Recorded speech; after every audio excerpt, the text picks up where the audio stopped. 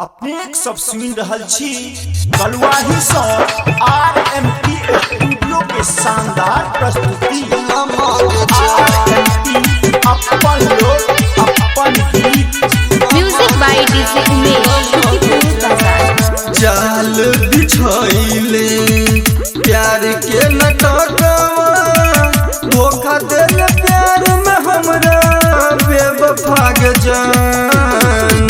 जाल बिछाइले प्यार के नटकवा धोखा देले यार के मेहंदी लगा के जान।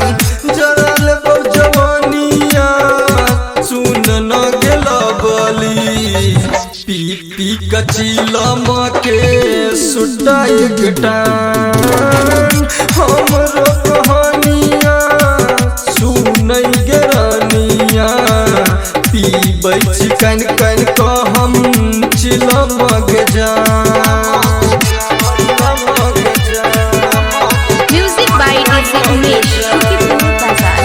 छुप छुप के काटे छै तू दूसरे संग चानी।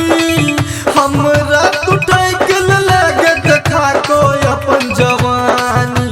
देखा को अपन जवानी तोरा तो मन में छलियो दिल से दिल जानी। तोरे करोनो हम गजरी बनलो रानी। दो दिल धोखा देखी कमौका। दो दिल धोखा देखी कमौका।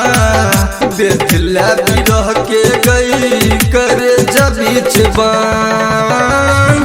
मर जब मुदा पियल छोड़बौ न लबली। फुक फुक चिलम धुकबै खिच क मारबै टान।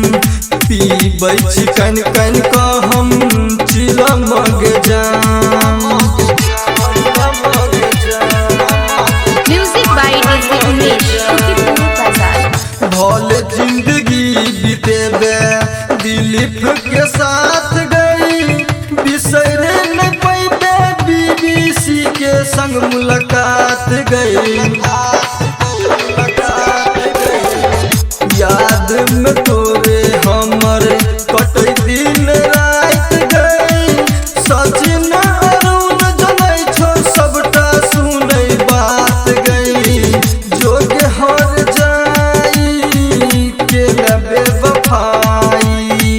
जोग हर जाई के लबे वफाई। हम नहीं बुझलियौ तू तो छगे बेईमान। मर जब मुदा पियल छोड़बौ न लबली। फुकी फुक चिलम धुकबौ खिच क मारबौ टान।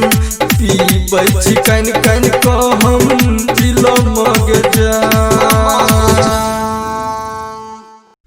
RMP स्टूडियो के लाल बटन दबाकर सब्सक्राइब करी संगे ही बेल आइकन के दबानाई नहीं बिसरी ताकि अपने सबक समक्ष नव प्रस्तुति अभित रहे।